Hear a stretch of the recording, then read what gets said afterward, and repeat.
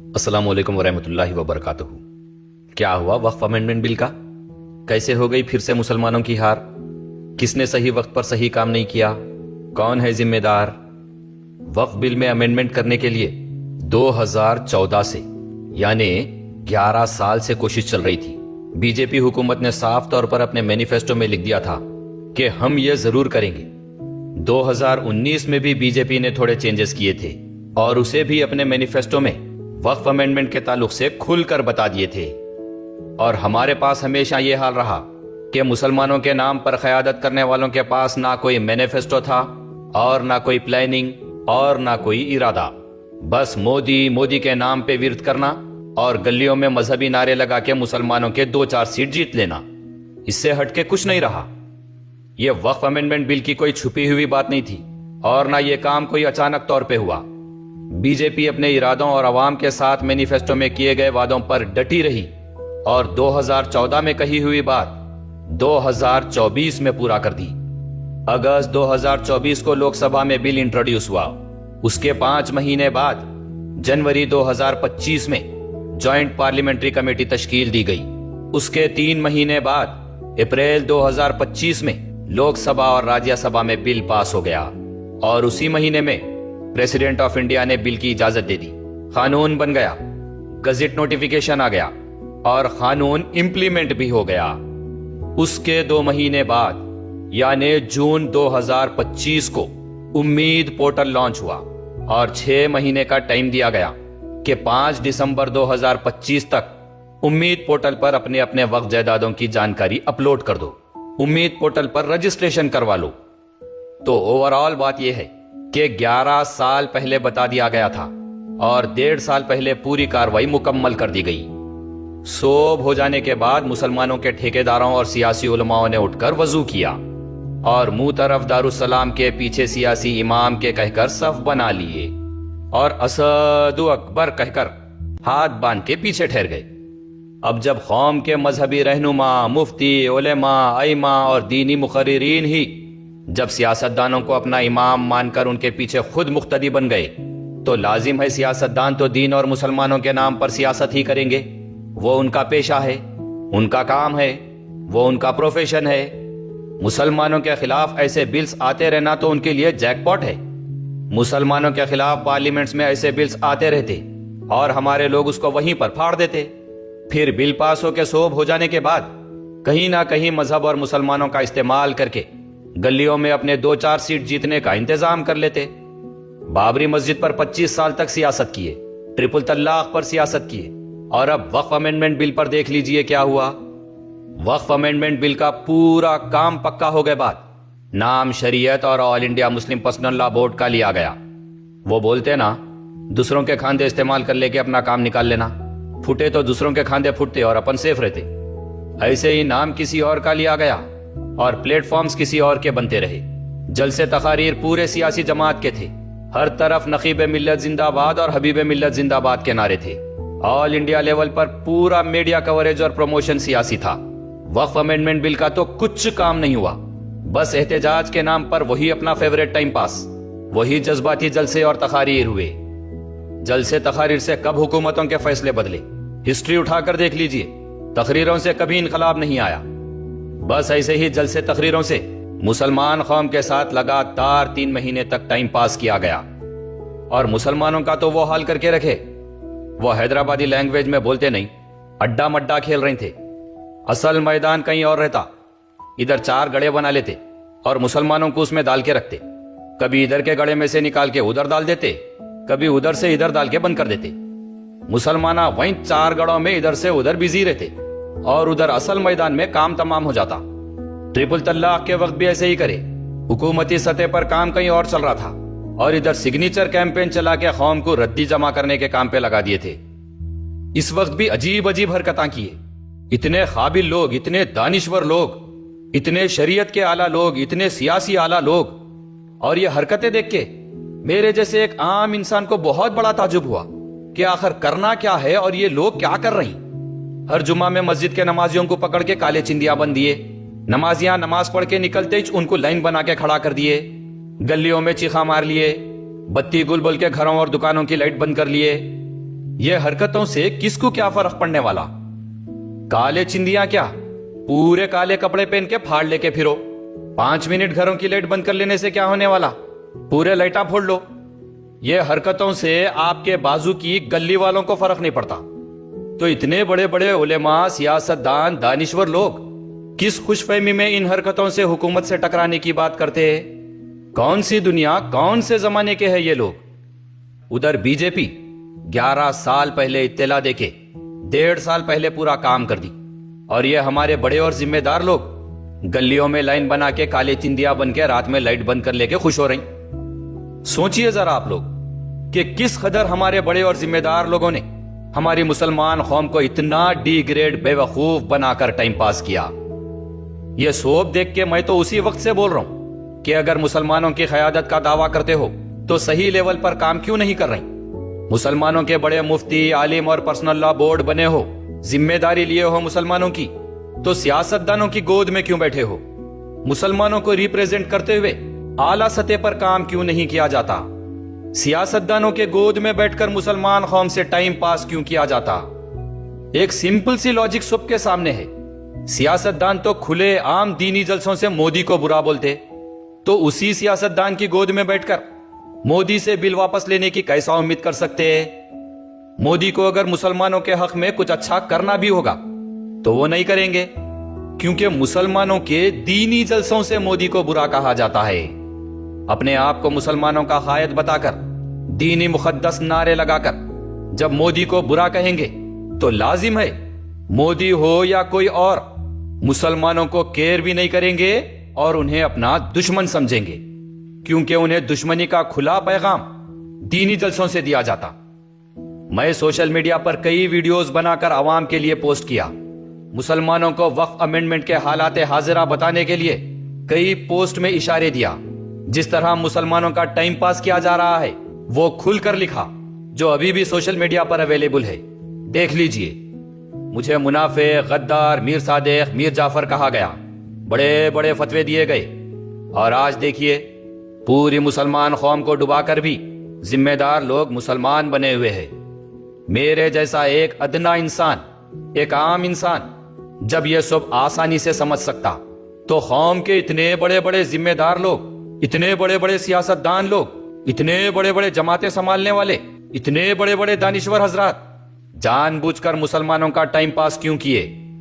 میں صرف social media پر نہیں بلکہ کئی بڑے لوگوں کو کال کیا تو سب یہی بولے کہ ساری دنیا ایک طرف رہتی اور آپ کی سوچ ایک طرف رہتی۔ تو بے شک میں کسی بھی سیاستدان کو اپنی دنیا مان کر ان کے پیچھے نہیں رہتا۔ میں جتنوں سے بات کیا تو سب یہی بتائے کہ قوم کے ذمہ دار، قوم کے بڑے لوگ کام کر رہے ہیں، آپ اس بارے میں فی الوقت خاموشی اختیار کریے اور قوم کو ہمارے پروگرام سے دور مت کریے۔ تو آج بتائیے مسلمانوں کو آپ لوگ کہ مسلمانوں کی ذمہ داری لے کر وقف امینڈمنٹ بل کے تعلق سے آپ لوگ کیا کیے؟ میں جو 1.5 سال سے بول رہا ہوں آج وہی ہوا۔ آپ لوگ جلسے تقریروں اور کالے چندیوں سے قوم کا وقت برباد کر دیے۔ حد تو یہ ہو گئی کہ جب حکومت نے 6 مہینے کا ٹائم دے دیا کہ جاؤ امید پورٹل پر رجسٹریشن کرو، اپنی وقف جائیداد کی انفارمیشن اپلوڈ کرو، ورنہ وقف جائیدادیں خطرے میں پڑ جائیں گی۔ حکومت کی طرف سے اتنا کھلا پیغام ملنے کے باوجود آل انڈیا مسلم پرسنل لا بورڈ اعلان کرتا ہے کہ نہیں، یہ سب مت کرو، امید پورٹل کو بائیکاٹ کرو، کوئی بھی امید پورٹل پر رجسٹریشن مت کرو۔ باضابطہ مسلمانوں کو یہ کام کرنے سے روکا گیا۔ اب وجہ اس کی کچھ بھی بتا لیجئے۔ جب پورا کام پکا ہو گیا، قانون بن گیا، قانون امپلیمنٹ ہو گیا اور ایک ڈیڈ لائن دے دی گئی، تو پھر مسلمانوں کو اس کام سے روکنے کی کیا ایسی حکمت عملی تھی؟ صرف جذباتی تقریراں کر لیے، ویڈیوز لے کے اس کے پیچھے دینی بیک گراؤنڈ لگوا کے اپنی اپنی واہ واہی کر لیے۔ 11 سال کا ٹائم ملا، کچھ نہیں کرے، اور صوب ہو گئے بعد نکل کے میدان میں اتر کے مقابلہ کرنا ہے، جدوجہد کرنا ہے، قربانیاں دینا ہے، اپنے دلوں سے پولیس کا خوف نکالو، ظالم طاقتوں اور بی جے پی کا خوف نکالو، کوئی کچھ نہیں کر لے سکتا، ہم ڈرنے اور گھبرانے والے نہیں ہیں، اپنی عظیم جانوں کی قربانی پیش کریں گے، بڑی بڑی طاقتیں ہماری چوکھٹ پہ آئیں گی، اسد الدین اویسی صاحب کی آواز آئیں گی تو ہم تمام مسلمان لبیک کہتے ہوئے ان کی آواز پر گھروں سے نکل جائیں گے، آ جاؤ مقابلہ کرنے آ جاؤ۔ یہ سب تقریراں کر کے سب کو باہر بلا کے کالے چندیاں بن کے سڑکوں پہ لائن بنا کے کھڑا کر دیے، پوروں کو جمع کر لیے، جمع کر لے کے نقیب ملت زندہ باد، حبیب ملت زندہ باد کے نعرے لگوا لیے۔ کہاں تھا مقابلہ؟ کئے کا میدان؟ سوب سیاست کھیل لیے۔ یہ سوب سے کروڑ درجے بہتر تو وہ شاہین باغ کی 90 سال کی بڈھی دادی تھی جو احتجاج کس کو بولتے بتا دی، کالے چندیاں بن لے کے لائٹ بند کر لے کے بھامٹے جذباتی باتاں کر لیتے نہیں بیٹھی تھی وہ، جیسا ہمارے مسلمانوں کے ذمہ داراں، بڑے بڑے لوگاں، بڑے بڑے آوازاں نکالنے والے سوب ٹائم پاس کر کے مسلمانوں کا وقت برباد کر دیے۔ کئی لوگ پوچھے تھے کہ کیا کرنا بتاؤ، لیکن حقیقت میں میری اتنی ہمت نہیں ہوئی کہ میں کچھ کہوں، کیونکہ بڑے بڑے سیاستدان، بڑے بڑے مفتیان اکرام، بڑے بڑے علماء دین، بڑے بڑے دانشور حضرات سب سیاسی پلیٹ فارم پر کام کر رہے تھے، تو میری کیا اوقات اور میری کیا مجال کہ میں اپنی بات سامنے رکھوں۔ جب 11 سال پہلے بی جے پی اپنے مینیفیسٹو میں لکھ دی تھی کہ وقف میں اس طرح کے امینڈمنٹ لائیں گے، تو 11 سال سے مسلمانوں کے ذمہ داران بھی اپنا مینیفیسٹو بنا کر وقف جائیدادوں کو بچانے کا کام کر سکتے تھے۔ اسٹیٹ لیول پر وقف بورڈ میں جو وقف ڈاکومنٹس ہے اسے سیگریگیٹ کرتے ہوئے تلنگانہ اسٹیٹ میں وقف جائیدادیں کہاں ہیں، کتنے ہیں، یہ سب نشاندہی کرتے ہوئے، اس کی جانچ کرتے ہوئے، سب ایک صحیح آرڈر میں لیتے ہوئے اس کا آن لائن ڈیٹا ریڈی کر سکتے تھے، اپنی وقف جائیدادوں کو اسٹیٹ لیول پر آفیشلی سیکیور کر سکتے تھے۔ 11 سال ملے، 11 سال کے عرصے میں یہ کوئی مشکل کام نہیں تھا۔ ہمارے عالی جناب نقیب ملت اسد الدین اویسی صاحب قبلہ کو اتنی نالج ہے، وہ کانسٹیٹیوشن جانتے، شریعت جانتے، وقف کیا ہے جانتے، امینڈمنٹس کیا ہو رہے جانتے، تقریراں کر کے عوام کو اپنی نالج بتاتے، میڈیا میں بیٹھ کر اینکرز کو سمجھاتے، علماؤں کو سمجھاتے، ڈیبیٹ کرتے، اور جب خود بیرسٹر ہے تو سپریم کورٹ میں بہتر طریقے سے خود کیس لڑ سکتے تھے، ججز کے سامنے اپنی نالج بتا سکتے تھے۔ اسد صاحب خود بولتے کہ ان کی زبان کا دنیا میں کوئی مقابلہ نہیں کر سکتے، اور پھر ہر طرف مسلمانوں کی بات کرتے، شریعت کی بات کرتے، تو خود کیس لڑ کر سپریم کورٹ کے ججز کے سامنے اپنی نالج اور زبان کا پاور بتا سکتے تھے۔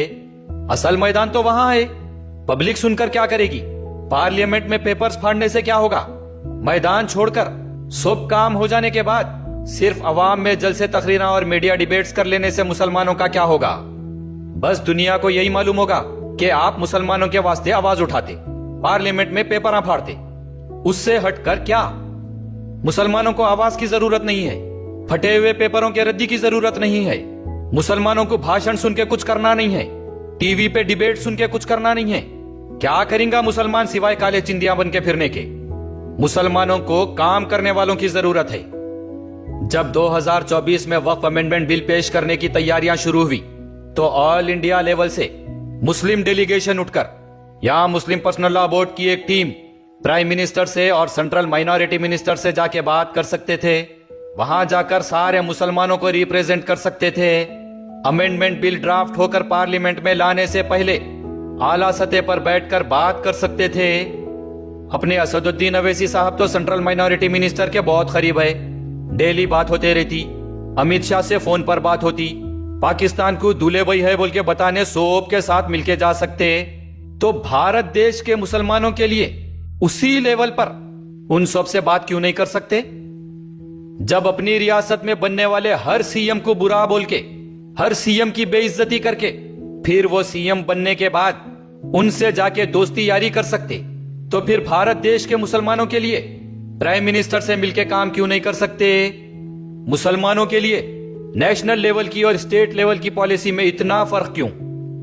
یہاں پر میں صاف طور پہ بتا دوں کہ مسلمانوں کی ہر معاملے میں ہار کیوں ہو رہی، کیونکہ ہر وقت دینی جلسوں سے مودی مودی کہہ کر مسلمانوں کے ذہنوں میں پرائم منسٹر آف انڈیا کی نیگیٹیوٹی بٹھا دی گئی۔